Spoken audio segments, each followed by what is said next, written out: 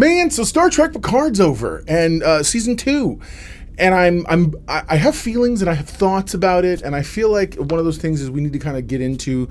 So this season overall for Star Trek Picard, I've heard a lot of hate about it, and again, you guys got to remember, I'm not that guy, so I can see the problems that people have, and I understand where everyone's coming from. I say everyone. I understand where those who want to new Trek, old Trek, whatever, where you want to come from, because I have a very similar story. And we'll get into that a little bit more in the Discovery section, because it has a lot to do with where I was in my head and in my headspace and the place I was at. And so a lot of that has to do with, truthfully, Discovery, exactly what it sounds like, which is discovering the new version of what they're trying to do and ultimately seeing some things. And I think with the retrospective now with 4 seasons, you're going to be able to get a better idea. So as it stands, Picard itself, I've enjoyed immensely. I talked a little about season 1 a couple weeks back and on Trek Talk Tuesdays, and season 1 wasn't bad. Season 1 also wasn't great.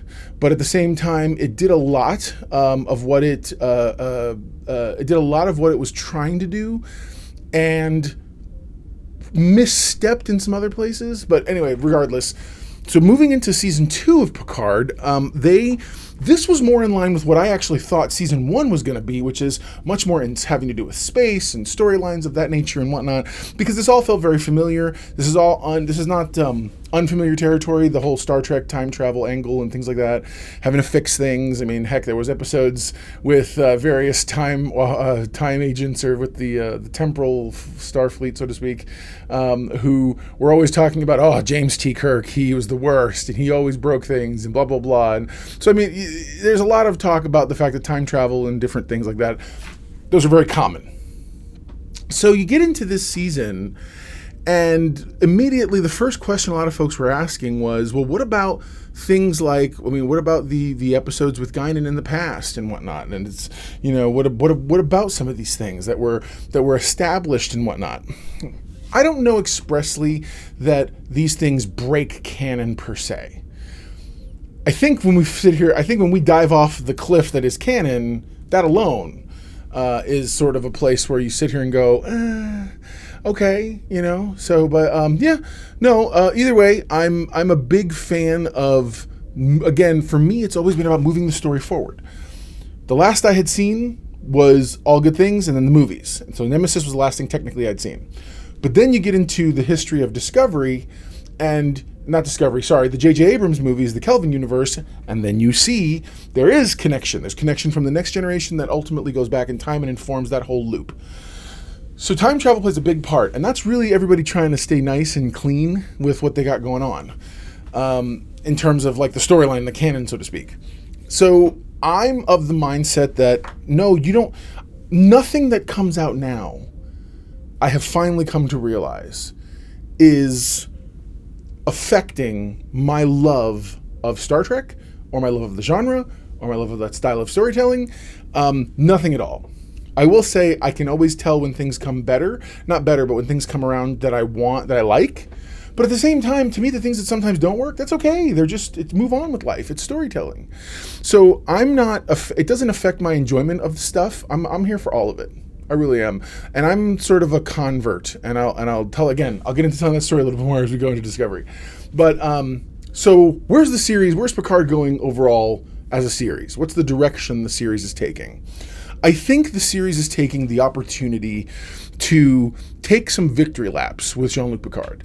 Also, give us some final storytelling beats with Jean-Luc Picard that I didn't hate. I kind of liked them. So I know there was some questions about last week. Oh, well, what, does this completely wash away Where No Man Has Gone Before? And what, that's the episode with the Traveler back from Star Trek season 1, where you get to see, I'm sorry, not Where No Man Gone Before, but, actually, I think it is Where No Man Has Gone Before. That's right, where he sees the vision of his mom. But then they gave us, in Picard, he says, there's times I've envisioned seeing her wanting to just sit down and have a cup of tea, and as an old woman and this and that. And it wrapped it with a bow in a way that I was okay with. It gave it a nod. It said it exists. It says it's a thing. It's respectful, and moved on with life. And I'm okay. I feel like there's nothing wrong with that approach. I feel like that approach helps a lot when it comes to storytelling. To be able to sit here and say, hey, these are the stories that we're trying to tell, but at the same time, let's not let's not lose a whole lot of crazy sleep. Now, where the argument does sometimes begins to fall a little flat is, but these are established characters, and so it becomes like, well, are we doing something that we shouldn't? Like, this is I think I have an easier time with Discovery than I do accepting some parts of Picard, only because Picard is existing story, these stories I knew, whereas like even the stuff with Pike now and Strange New Worlds, I'm not super affected by because it's all pre what happens. Now I do, and we'll get into some of that stuff too, because I think that there's a lot of things that need to be discussed there as well. But yeah, so season 3, what's the speculation? Do I think it'll be connected? So my wife and I agreed, Mrs. Know-It-All and I talked, and she said, by the way, she's getting her uniform too. I've ordered new uniforms. So I have a first contact uniform coming and some other things. ADHD, I apologize. But anyway, so her and I were talking, and the one thing that she said was that, she would love to see, I'm showing her more and more Star Trek and whatnot, and so, she'd love to see where everybody is today. So, as in, like, that's really what I think she wants to kind of get from all this. So again, I feel like they're trying to give Picard these moments that he hasn't really had an opportunity to deal with. I think they kind of brushed away the erotic syndrome concept that was laid out in the original Next Generation episode, All Good Things, the finale. But I also feel like they've paid it off a little bit with some of the brain stuff they dealt with in Picard Season 1. I think turning him into Robo Picard wasn't my favorite move, but at the same, because I feel like you lose stakes. And you versus having, you could easily have, I think having that be a thing floating over his head. It's a futuristic version of some sort of a neurological disorder that is going to begin to degrade his neural pathway. It's going to create some sort of future version of Alzheimer's or his breaking down of some kind. And I think that would have added tension and stakes to everything he's doing. And that you could even if you wanted to, you could have ended season 3 and have it be the ending of that particular journey. I feel like shying away from old age and dying and the things that happen and whatnot, you dehumanized Picard a little bit. But then again, that doesn't really hold up too much because here comes season 2, and I thought there were many, many human moments with that. So I'm enjoying the ride. I'm enjoying seeing these classic characters that I've loved for so long. I'm very much a friend of the show in terms of, look, man, I'm going to go with you guys. I'm going to go with you wherever you are. So yeah, so Star Trek Picard, as a series, I like it. Season 1 I loved because it gave us something new. It gave us new stuff. There were things I loved, I didn't love, whatever, but at the same time, I loved it overall. Season 2 I have also loved. There were some big areas that I called them on the carpet and some things that I thought weren't that great. But at the same time, it didn't take away from my enjoyment of the show overall. And I think that when you try to paragon something and then behave as if that can never change or this can never be altered, first off, you're right. It can't be altered and it can't be changed. If you don't like what's coming out, stop watching it. It's okay. There's no one, or you don't have to participate if it's going to make you angry. I understand. The algorithms here on social media are all about telling us, hey, here's all the stuff you hate. But I'm not about that. So if you just want to hate it, then hate it, whatever. But at the same time, I don't feel like it's my responsibility or my job to poo-poo, if you will, on other people's parade. You want to enjoy it? Enjoy it. That's like film and television are both extraordinarily subjective mediums. And by that, I mean, what you get from what I got from Sliders as a TV show is something totally different than what everybody else got.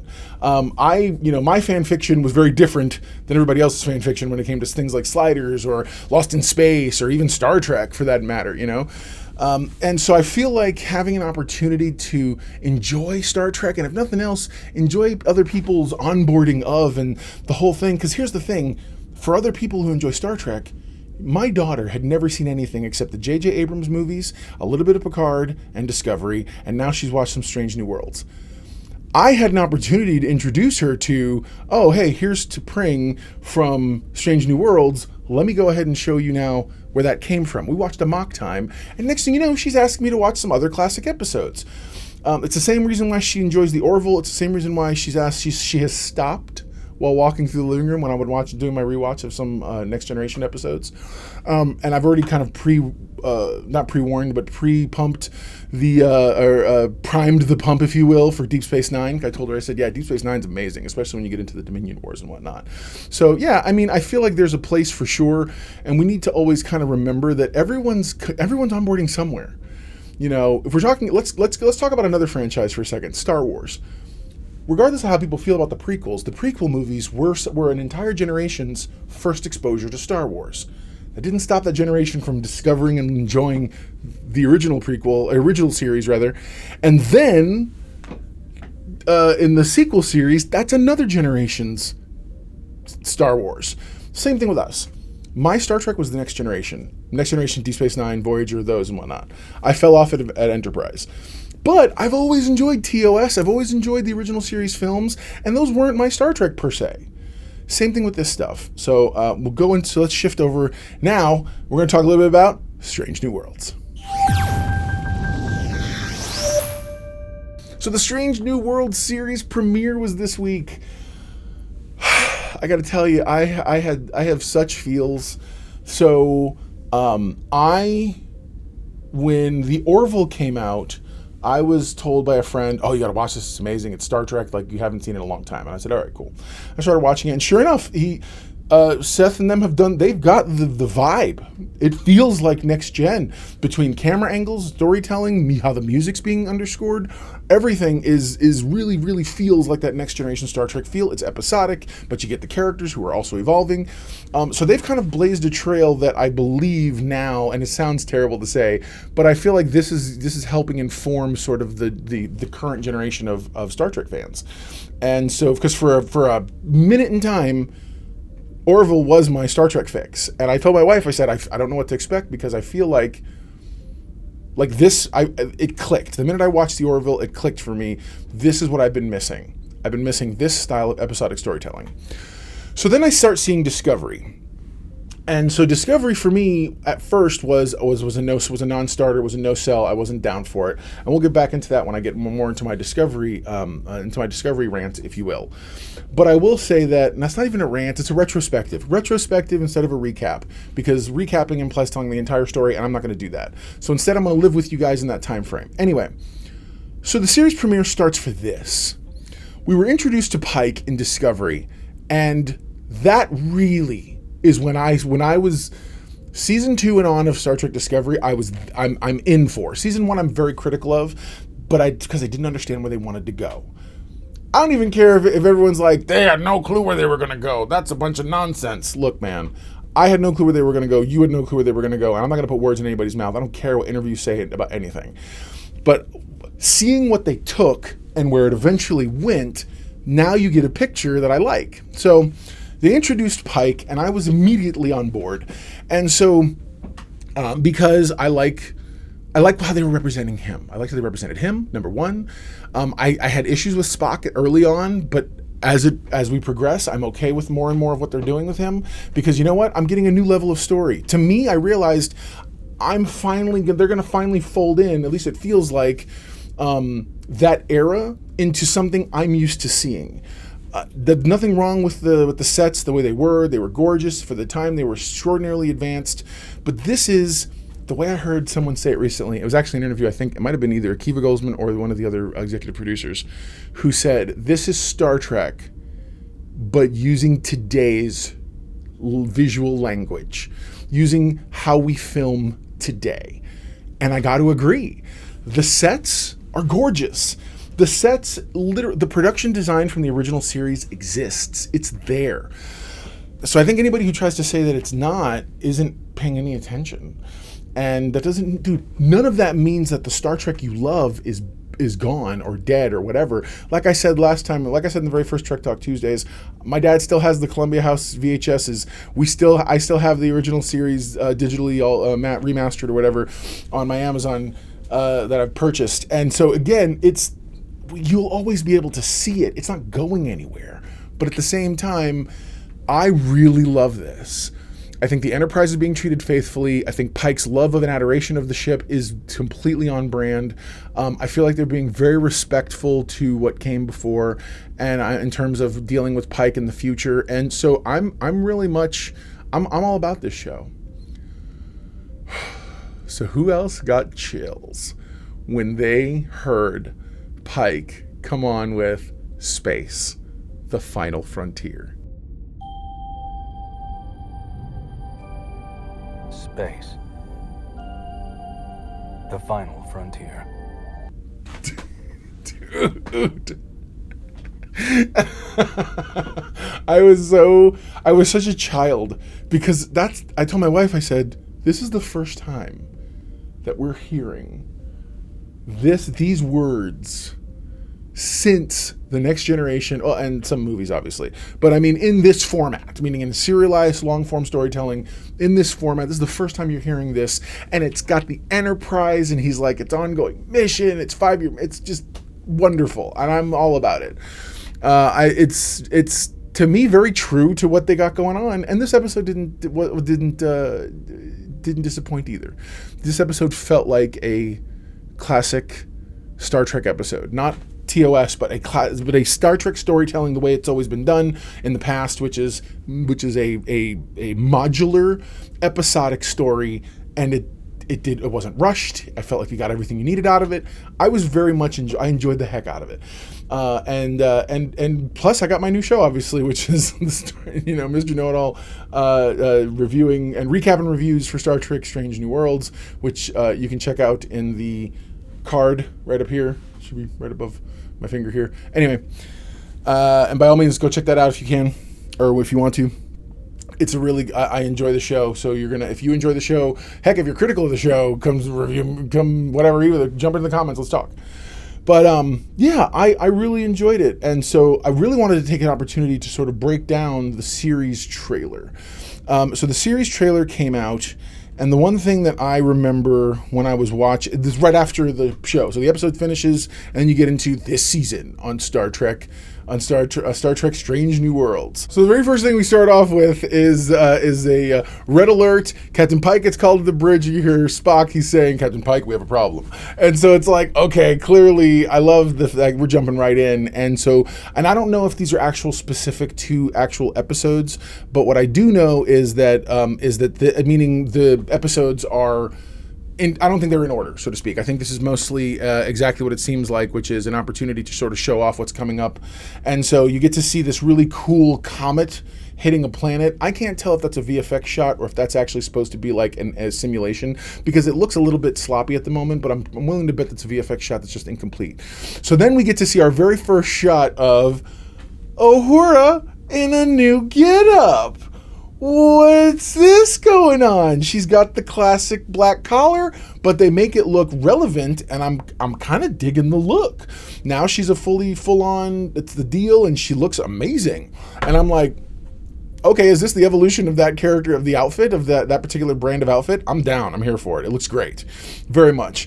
Of course, you see everybody on the ship being, the various people that are going to be on the ship. They make a couple of really good jokes about not...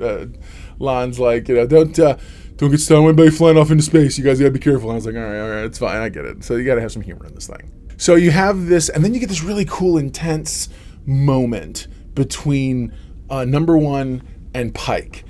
Clearly, he's told her what's going down, and she understands, and she's like, look, you can't let your knowledge of the future affect how you are today. So it's the same through line that he dealt with in the first episode. Again, while the episodes are episodic, what we are getting is everyone's traveling their own journey. So each character is still experiencing and learning the lessons of the previous episode, so to speak. So you're not going to get like, oh yeah, we have to deal with this particular topic, only to have it the next episode the same character's dealing with something similar.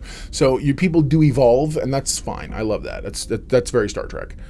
So then they have somebody who is apparently beginning to attack them, and you get your first look at what I think is going to end up being either a season arc of some kind, of some sort of having to deal with a through line of some. I don't know if they're going to have a season arc, but possible. So you get to see an enemy who looks particularly powerful. I will also say they've turned up the contrast this episode. The last episode, while glossy, was also bright. This episode, a little more dramatic lighting going on, and I'm okay with that. I think that's great. I think seeing the shadows and whatnot really helps make the environment feel real, and that's just from a TV production standpoint. And then you have Spock giving Uhura the equivalent of, I guess, was supposed to be a pep talk. And even she calls him out on it. She's like, was that supposed to be a pep talk? Because not so much. I'm sorry. It's just not happening. And so, yeah, it's, you're like, okay. So, then you get this really awesome scene that looks like something straight out of a horror movie. There are these flashes. There's blood streaks in the snow. Everyone's wearing suits. And you see La'an, who's already proved in the first episode she's very prescient when it comes to stuff. She knows how to put the math together. And that's... So there's a... Fiction sometimes will take real life trauma and try to make it a superpower. And so one of the things that I've seen popularly done in the past is people who deal with abuse at home learn to visualize trouble and can begin to assess it very quickly. La'an is definitely someone who's had to deal with some trauma. Her family was captured by the Gorn. The very first time that we encounter the Gorn has been encountered at this level, she had to watch as her family was either eaten, fed on alive, or turned into breeding sacks, which sounds even disgusting on and of itself. But I'm a firm believer, so we're going to do some predictions and speculating. I would love to hear what your thoughts are. I think we're going to get the Gorn. That's right. I think this season we're going to get the Gorn. I think we're going to see the Gorn in a light we've never seen them before, and I am down. Show me modernized Gorn, but like, if you can still somehow be faithful to this, okay, yet still do your own take on it, I'm down. If we could see them, and even if they make it so that they don't necessarily like move their mouths with that slithering talking, I'm down. But I'm here for it because I feel like that may end up being a major villain this season, or a major point of contention this season, that I'm excited to see what they do with. And then you get a series of really cool, where, Pike's voiceover, we're going to seek out the unknown, and you get to see, aliens and spaceships, and you see Pike as two blade things come up, and you get to see people dealing with stuff. You get to understand there's going to be an awful lot of self-reflection and character building in this, and I'm really enjoying that. You see this really cool clash that looks very Amok time, I'm just saying. You also kind of get to see perhaps a relationship or two, even if it's just a relationship in terms of how they interact together. I'm very much here for. So you get to see Chapel and Spock have a moment. Spock and Uhura have a moment. A lot of Spock moments with people, but whatever. But yeah, it's exciting. You see this really dope moment where you get to see Uhura in what I'm assuming is her cadet uniform. It is very cool. Or some sort of it's very cool. I like it. I'm hoping it's like a dinner scene with her family or something.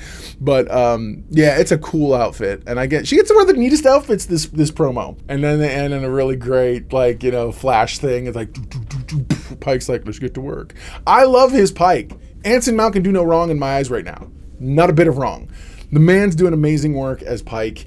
Overall, I'm really just excited to death about everything happening in the series right now.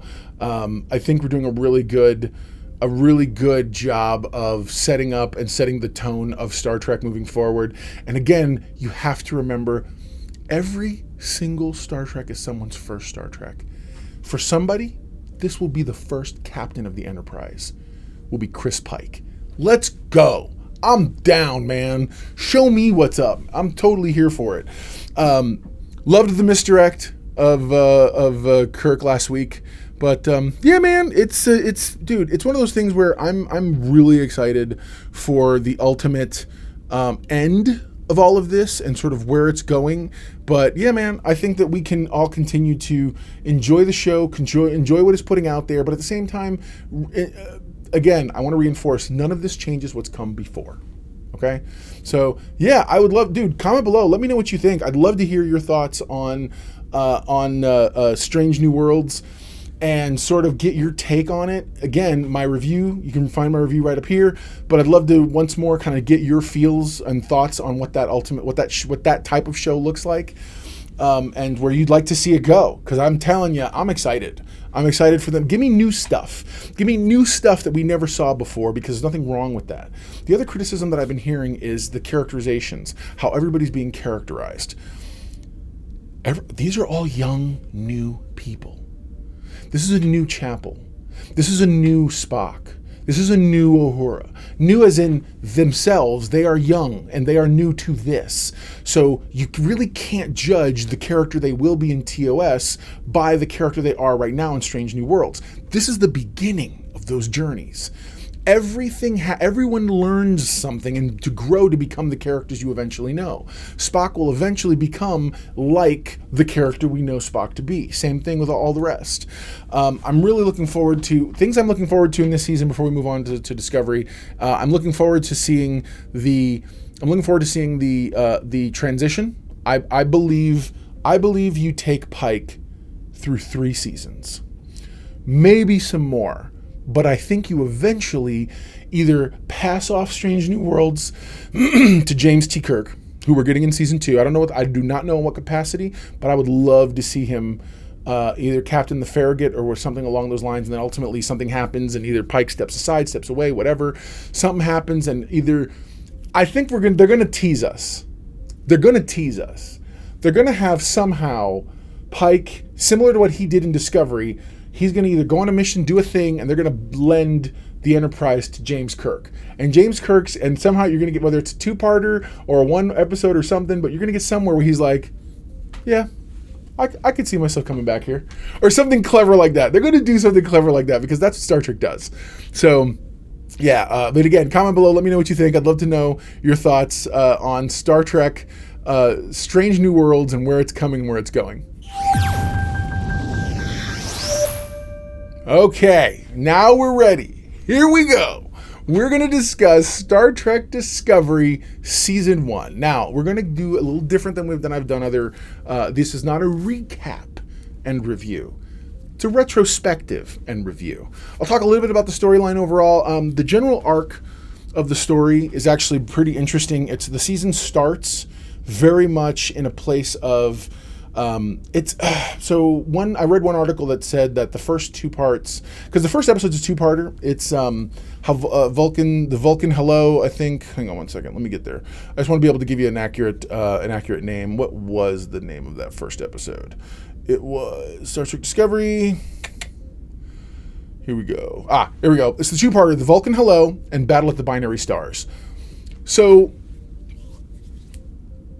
forget all the things you know about production and the production stories and the issues they were having and whatnot. Take Star Trek as a whole by itself. I'm not going to even remotely... I don't want to get into Akiva Goldsman, what's going on, and Paramount and CBS and Viacom and that whole merger and how all that stuff was going down at the time. A lot of chaos was happening. That's the only thing I'm going to talk about that, because I don't know enough to really kind of have that discussion intelligently. And as a result, I try not to talk about things I don't know, because this is the Mr. Know-It-All channel. So let's go, Know-It-Alls. Let's get into this.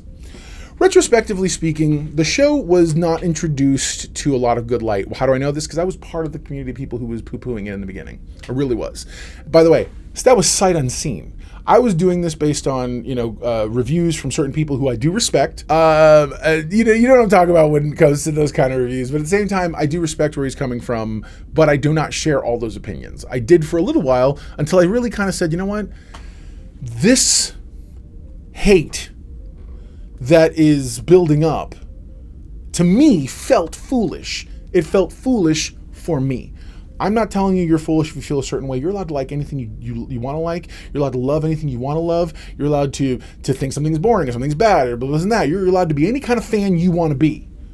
But so am I. So if you're going to watch my videos, please understand and respect where we're coming from, which is I want to approach this interestingly. So the first big criticism that I saw out there was what I have on my outline right here, canon tilting storytelling.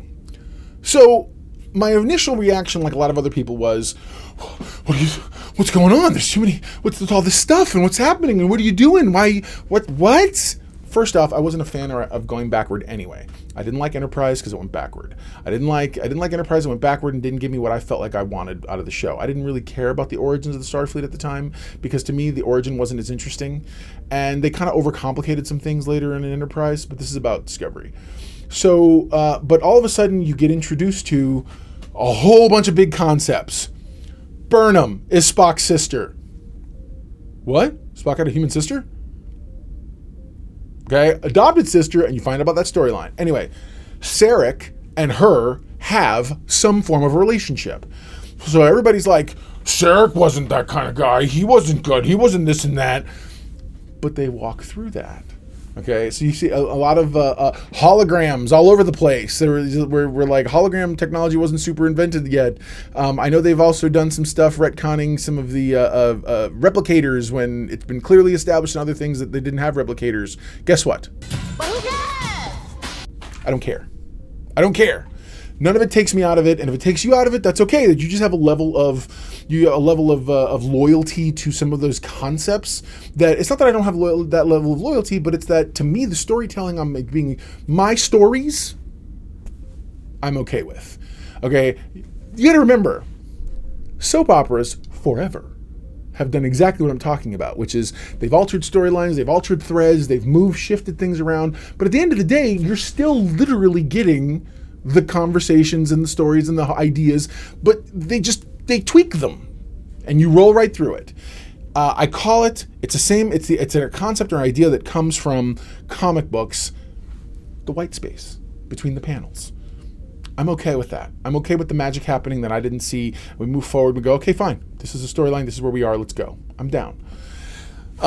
So I feel like all those concepts we eventually get an explanation for, but it doesn't come until like season 3. And by that I mean this scenario and these things are classified. Big time classified.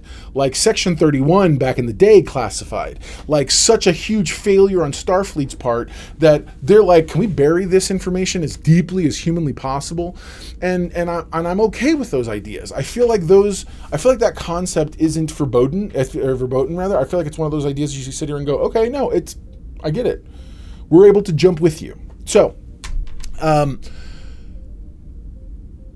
moving now past that, you get into the very first season, part of the half of the season. The very first half of the season is really about introducing the characters of Burnham and the character of Lorca. You also get some character development of all of our of the cast of characters and whatnot who kind of go with everything. But at the end of the day, you have to remember that each character is specific to that particular, what they serve a purpose in the storyline overall. Okay, and then also eventually, the goal is to get to the far-flung future. Why? Kiva Goldsman pointed out something in an interview, and it's something that the one camp of people took negatively, which is he said, hey, don't worry, eventually the storyline is going to take us to someplace in the far-flung future where no canon has been established yet. I'm okay with that. A whole slew of people are like, oh, why? Because you can't write in canon, because this and that, and you're not a good writer, you're not creative. No, you want to establish, it's not all that. As a creator, he wanted to simply establish his own area, which is to say, okay, this is where we're going with this. I want to be able to come up with my own stuff free of a lot of the baggage of the past. So let's take us forward. Now, and again, I'm down because I'm all about seeing this forward momentum of the storyline. That's really what Star Trek for me has always been about. So this storyline lays down this concept that Burnham on her first ship with Georgiou, Captain Georgiou, on her very first ship, the Shenzhou, or the Senjo, whatever, the Shenzhou, they suddenly found themselves discovering a Klingon artifact. I'm going to skip over Klingons because I'm not happy with how the Klingons were represented. Don't give me that Klingon nonsense. I don't know if they're ever going to fix them, and so therefore it's the one thing I hold, because my persona when I was part of the Star Trek fan club, Starfleet, the international fan club, was a Klingon. So Klingons have a very, very sensitive spot in my heart in terms of I know a lot of the storyline behind them, as historically speaking. I know everyone's going to be like, see, you do care about canon. Whatever, okay? We're all allowed to live on our fences as we see fit. Anyways, so there's this. She initiates or begins what eventually becomes the Klingon War. We've heard about the Klingon War forever and ever in the past, in the future. Historically in Star Trek, we have heard about the Klingon War. This is apparently supposed to be that event. And so you deal with a lot of what the repercussions of that are. And so ultimately you're introduced to the character of Lorca. Lorca is a character who is fundamentally rooted in a specific kind of goal. And his specific kind of goal is he wants to build a spore drive. So the spore drive is an alternative to warp drive. They use a thing called the mycelial network. It's all very sci-fi. It's tardigrades and different things like that. It's Avengers quantum stuff. It's Ant-Man and quantum traveling and time travel through quantum space. By that I mean it uses micro space or moving through to explain some concepts. I'm really loosely discussing it because they kind of hand wave it, so I have no real choice other than rather than trying to invent or make a reason for why it makes sense. I just kind of say, okay, this is a thing. I understand in its most basic form, and there's a certain particular kind of person who can manipulate the tardigrade and can get move the ship through this mycelial network, and ultimately it's about him developing this technology for Section 31. It's where we get a black alert. We get how the ship does the spinny thing and all this, and it's the journey that Stamets goes on from being. It's funny because you see a lot of arcs that begin in this, and now having seen season 4, the arcs do eventually pay off. They all do. They pay off early and whatnot, but at the beginning, you're seeing the establishment of these characters, and so I feel like the concept of the spore drive is very high sci-fi. I say very high sci-fi because there's few mediums that try to go past FTL drive, hyperdrive, light folding, whatever you want to call it. And this show decided to split off and say, hey, what if there's another method for cross-dimensional travel that is also space and time? You do later find out there is a cross-dimensional variable that has to do with this because toward the latter half of the season, what they call Chapter 2, because they released the first half in one time frame and the second half came a little later. But so all of a sudden, the second half, they find themselves in the mirror universe. Now, a whole gaggle of people, what are we talking about? Mirror universe? Kirk and them were the first ones ever to go to the mirror universe. You know what? You don't know that. I don't know that. Enterprise established otherwise. So you know what? What are you going to do? And actually, this rides the coattails of that. It actually does. So you find out this actually does lean on a lot of this stuff you found out from Enterprise, which those are some of my favorite episodes, hence why I was able to figure the whole thing out. Like I was able to really go on a ride with them when it came to that concept, but it's good. Either way. So then you have the initial, this push to, they introduce the evil Georgiou. Oh, because for those of you who maybe are very super familiar with Discovery Season 1, Captain Georgiou dies in the encounter with the Klingons in the first two-parter episode. The first two-parter episode really is a prequel to what will be the back half of the show, which is the whole back part of the show. Burnham's eventually put in jail. Burnham's released from jail based on Lorca's recommendation. Help her. He wants her help to sort of work through some technology issues, and ultimately help them sort of in the development of the thing. So in the back half of the season, we find ourselves in the mirror universe, and you find out Lorca's from the mirror universe.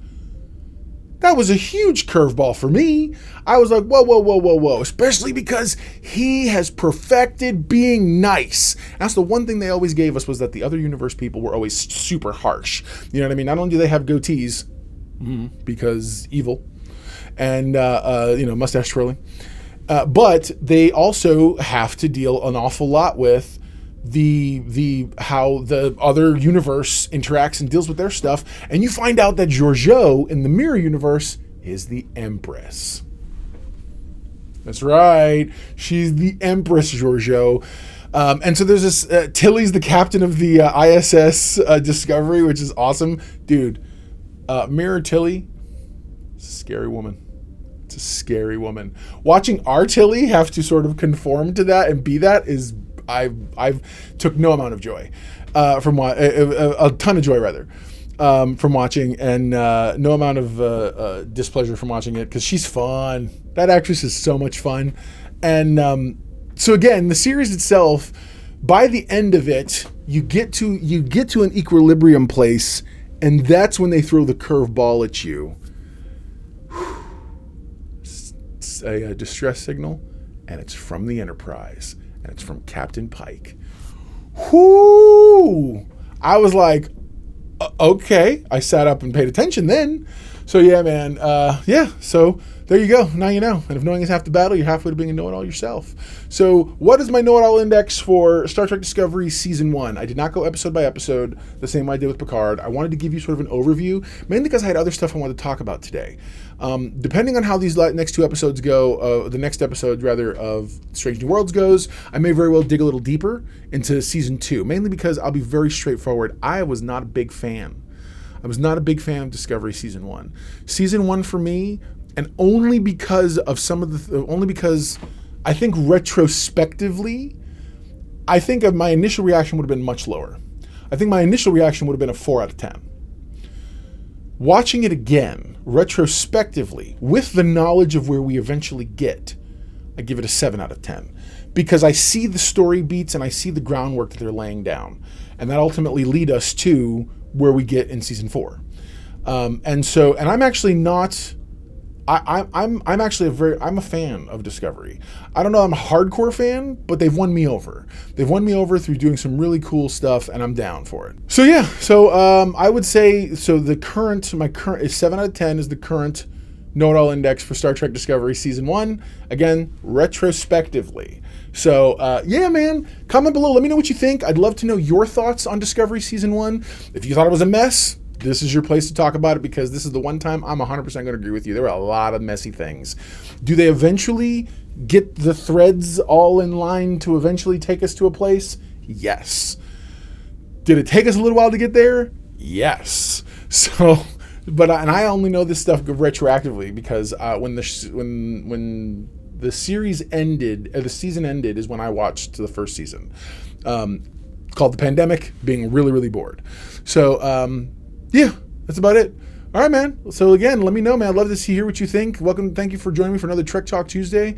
Yeah, it is going to be fun. Let's look forward to the future. I can't wait to talk to you on Thursday about everything going on with Strange New Worlds Episode 2. I'm down. They've already started releasing some images, some production stills that I'll be putting out on social media, so make sure you follow me on A Real Know-It-All on all the various socials.